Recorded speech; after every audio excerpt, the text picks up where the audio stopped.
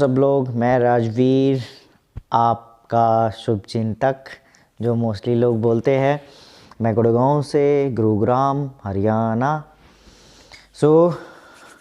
आज का टॉपिक मैंने बहुत सोच समझ कर डिसाइड किया है कि सबसे ज़्यादा जो ट्रांसमैन किसी प्रॉब्लम से जूझते हैं, जो स्टार्टिंग का फर्स्ट स्टेप होता है सर्जरी का, मैंने उस टॉपिक को सिलेक्ट किया है। हालांकि मैं इस पर पहले भी वीडियो बना चुका हूँ, लेकिन अब मैंने सोचा कि मैं दोबारा दो सर्जरी के कॉम्बिनेशन को लेके एक वीडियो रेडी करता हूँ, जिससे कि आप लोगों की जो कन्फ्यूज़न है वो क्लियर हो जाए और कहाँ पे क्या स्टेप हमें लेना चाहिए जब हमारी सबसे पहली सर्जरी होती है। जी हाँ, मैं टॉप सर्जरी के बारे में बात कर रहा हूँ। जो टॉप सर्जरी होती है, सबसे फर्स्ट हमारा स्टेप जो होता है सर्जरी में, आप उससे पहले तो आपका ट्रीटमेंट होता है टी शॉट का, आप लेते हो, हार्मोन ट्रीटमेंट स्टार्ट करते हो।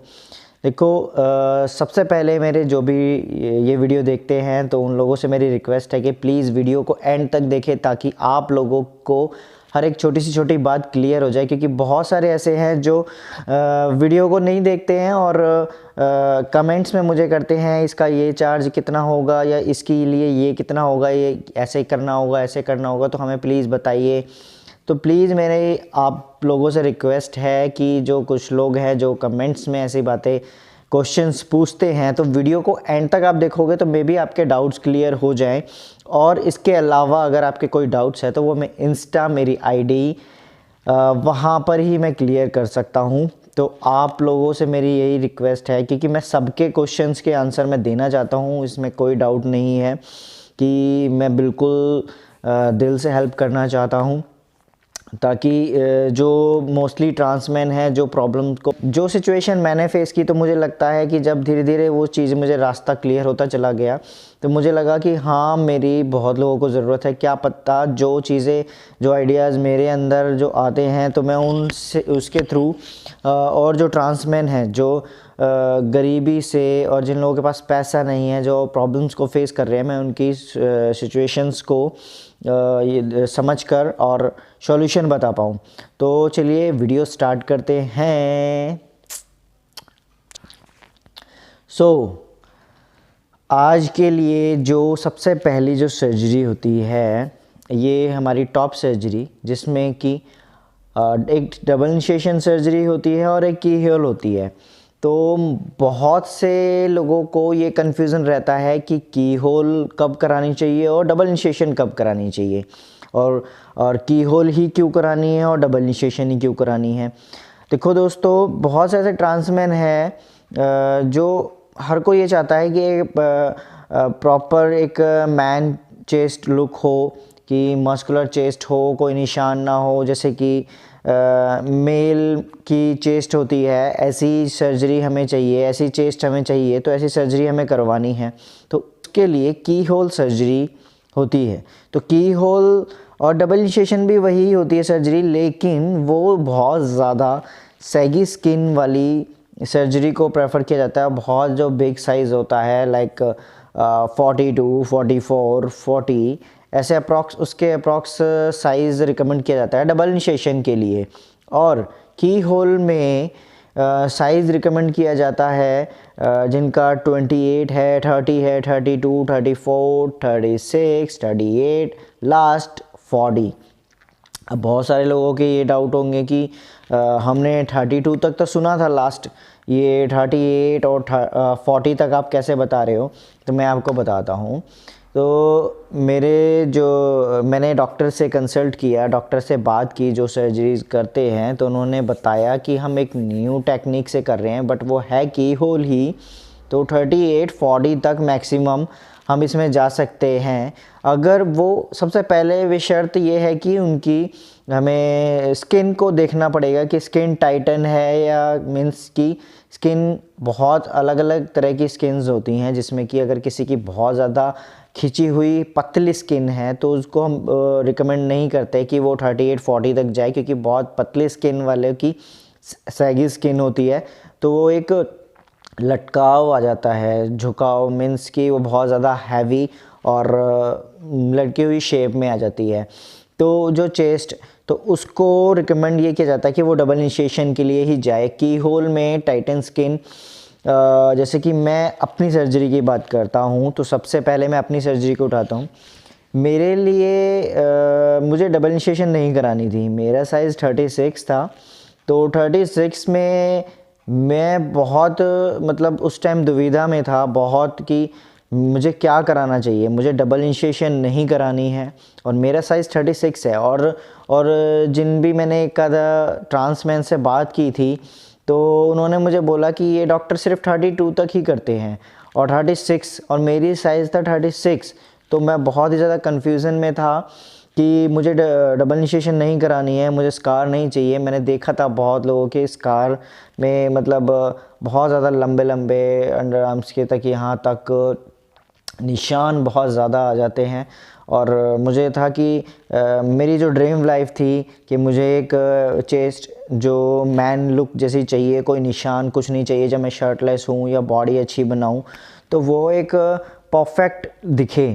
तो उसके लिए मेरे लिए माइंड में बहुत सारे क्वेश्चंस और बहुत सारी चीज़ें, मैं कम से कम 6-7 डॉक्टर से मिला, जगह जगह धक्के खाए और सर्च किया गूगल पे। सर्च करने के बाद जब मुझे मैं 2 डॉक्टर्स के पास पहुंचा था, ये एक जो की होल ही से ही करते थे, लेकिन उनकी जो मैं बात करने का तरीका और टेक्निक से मैंने सर्च किया तो एक ने बोला कि हो जाएगा। मतलब उसमें उन्होंने मुझे बहुत कन्फ्यूज़न में डाल दिया, हम ऐसे कर देंगे वैसे कर देंगे, क्योंकि कोई भी डॉक्टर होता है तो वो आपकी शर्ट उतार के देखेगा कि आप शर्ट निकालो, मुझे देखना है, तो वो देखने के बाद ही बताते। तो मैंने उनको दिखाया तो उन्होंने बोला कि हो जाएगा। तो मैंने उनसे पूछा कैसे होगा, तो जाहिर सी बात है हम पूछेंगे कि सर ये आप कैसी टेक्निक से करोगे और कैसे होगा। तो उन्होंने बात कुछ ऐसे टेढ़े मेढ़े घुमा कर की तो मुझे कन्फ्यूज़न हो गई उनकी बातों से।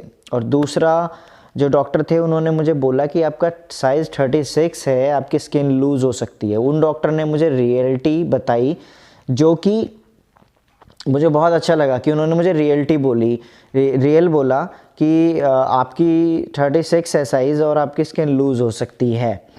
तो मैंने उनको बोला कि कोई बात नहीं, मुझे सर्जरी आपसे ही करानी है। और वो डॉक्टर रेडी नहीं थे, बट मैंने उनको कहा, उनको एग्री किया कि सर मुझे आपसे ही सर्जरी करानी है प्लीज़। तो मेरी स्किन लूज़ होगी, कोई बात नहीं, मैं देख लूँगा। बट उसमें मैंने माइंड में ये चीज़ सेट कर ली थी कि हाँ, कुछ स्किन को जब हम जिम जाते हैं जिनकी नेचुरली साइज़ जो स्किन होती है वो लूज़ होती है, तो उसको भी जिम जाकर ठीक किया जा सकता है। तो तब मैंने उन डॉक्टर से करवाने के बाद जो मेरी चेस्ट की हालत थी वो मुझे पता है, बहुत ज़्यादा लूज़ स्किन थी। और फिर भी मैंने हिम्मत नहीं हारी, जिम जाने लगा और जिम से स्किन को टाइट किया और फिट करके, मतलब डाइट वाइट चेंज करके, और उसके अकॉर्डिंग मैंने अपनी बॉडी को फिट कर लिया। एंड मेरी चेस्ट में भी बहुत इम्प्रूवमेंट हुआ, थैंक्स टू गॉड। और आप मन में अगर किसी चीज़ को ठान लो कि हमें ये चीज़ करनी है तो वो आप कर सकते हो, बट उसके लिए आपको फुल कॉन्फिडेंट होना चाहिए। ओके, तो की होल में मैं आपको रिकमेंड करता हूँ, देखो कुछ लोग होते हैं जो ये बोलते हैं, एक मिथ फैलाया हुआ है कि की होल कराने से आपकी जो फैट है वो दोबारा से आ जाता है चेस्ट में। ऐसा नहीं है बिल्कुल दोस्तों, ये बहुत ही गलत मिथ है। जिसने भी ये फैलाया है, ऐसा कुछ भी नहीं होता है कि क्योंकि जब की होल सर्जरी होती है, जब में जो फीमेल ब्रेस्ट जो है उसमें से जब आपका फैट निकाला जाता है तो उसके साथ निप्पल पे छोटा सा कट लगा के आपके ब्रेस्ट ग्लैंड को भी निकाल दिया जाता है बाहर। आपको निप्पल पे सेंसेशन होता है, लेकिन वो ब्रेस्ट ग्लैंड को निकाल दिया जाता है और जो फैट है ब्रेस्ट का वो भी निकाल दिया जाता है। तो उसमें जिन लोगों को ये डाउट है कि फ़ैट दोबारा आ सकता है की होल में, तो प्लीज़ उस चीज़ को अपने दिमाग से निकाल दे कि की होल में फ़ैट दोबारा आने का कोई चांस नहीं होता, ठीक है। और जो आपकी और दूसरी चीज़ लोगों को कुछ लोगों ने, मैं आपको बताता हूँ कि की होल में भी लोगों को ये लगता है कि कहीं सस्ते में हो रहा है तो लोग इधर भागते हैं उधर भागते हैं। कि कुछ लोगों की ऑनलाइन वीडियोस देखी, यूट्यूब पे देख ली या कुछ ऐसा देख लिया कि जिन लोगों बहुत सस्ते में सर्जरी कर रहे हैं, की होल सर्जरी कर रहे हैं, मैं आपको बता दूं कि ज़रूरी नहीं है जो सस्ते में हो रहा है आप वहीं भागो। क्या पता सस्ता हो रहा है सिर्फ दिखाने के लिए वो चीज़ें आपको, लेकिन की होल में कई बार प्रोसेस ख़राब भी हो जाते हैं, किसी का फैट कहीं रह जाता है, किसी का कहीं।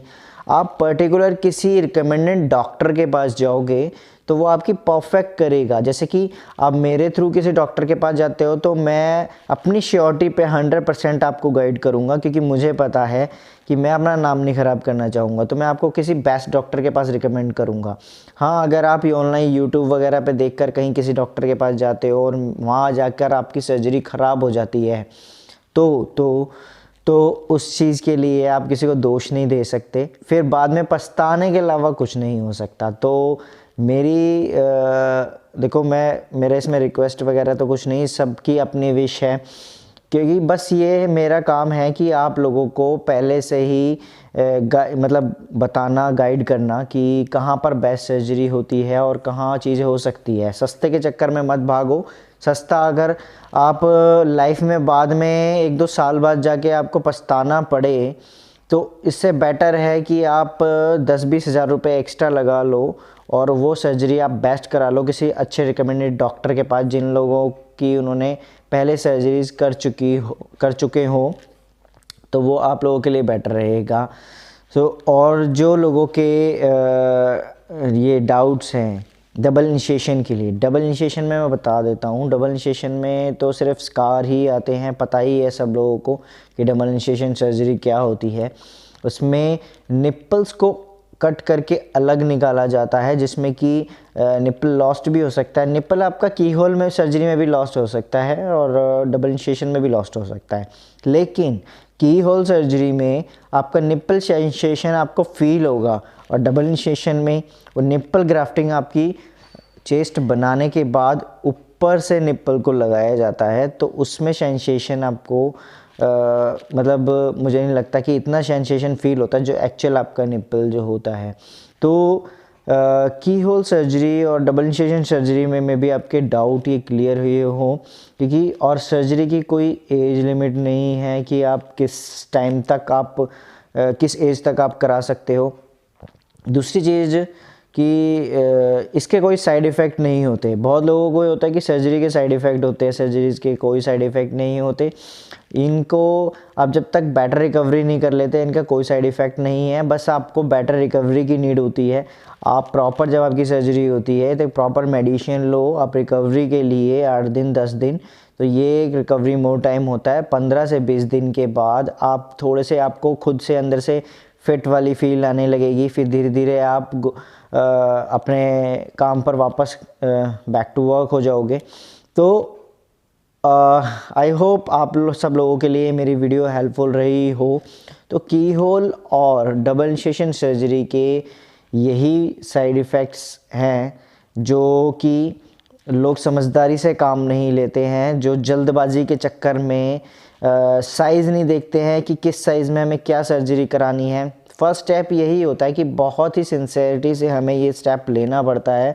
डॉक्टर बेटर रिकमेंडेड डॉक्टर के पास जाओ आप। कोई, मैं नहीं कहता कि मैं ही रिकमेंड करूं, कोई और ट्रांसमैन जिसने अच्छी सर्जरी कराई हो आप उनसे बात करो और वो आपको रिकमेंड करते हैं, तो किसी बेटर डॉक्टर को तो उनके पास आप जाओ। लेकिन आप ये चीज़ मैं श्योरिटी के साथ कह सकता हूँ कि आप 38-40 तक आप मैक्सिमम की होल सर्जरी तक आप जा सकते हो। अगर आप मुझसे कांटेक्ट करेंगे तो मैं आपको बता दूंगा कि कौन बेस्ट डॉक्टर है। उसके लिए आपकी स्किन बस बहुत ही थिन नहीं होनी चाहिए, जिसमें आपकी स्किन सगी हो सकती है, लटकी हुई हो सकती है, और टाइटन स्किन है, वो डिपेंड करता है skin to skin. I hope ये वीडियो आप सब लोगों के लिए हेल्पफुल रही हो। और प्लीज़ मेरी रिक्वेस्ट है कि जो भी आपको एक्स्ट्रा ऑर्डिनरी ये सब चीज़ें क्लियर होने के बाद अगर आपके कोई डाउट्स होते हैं तो आप इंस्टा पे मुझे मैसेज करो। यहाँ पर मैं यूट्यूब पेज पर आपको यूट्यूब चैनल पर मैं रिप्लाई नहीं कर सकता हूँ ज़्यादा से ज़्यादा, सिर्फ हाँ ना में कुछ ऐसे रिप्लाई दे सकता हूँ, क्योंकि इंस्टा पे ऑलरेडी बहुत मैसेज होते हैं, फेसबुक पे ऑलरेडी बहुत मैसेज होते हैं, व्हाट्सएप पे ऑलरेडी बहुत मैसेज होते हैं, और उसके अलावा मुझे अपने काम भी करने होते हैं, मैं अपनी आर्ट की वीडियोस भी नहीं बना पा रहा हूँ, जो कि मुझे टाइम मिलता है बस माइंड में आता है ट्रांजिशन के लिए मुझे वीडियो बनानी है, नेक्स्ट क्या टॉपिक होगा तो उस पर सोचना पड़ता है। तो बस यही है, और बहुत जल्द नेक्स्ट वीडियो लेकर आऊँगा। Okay, bye bye, take care, good bye.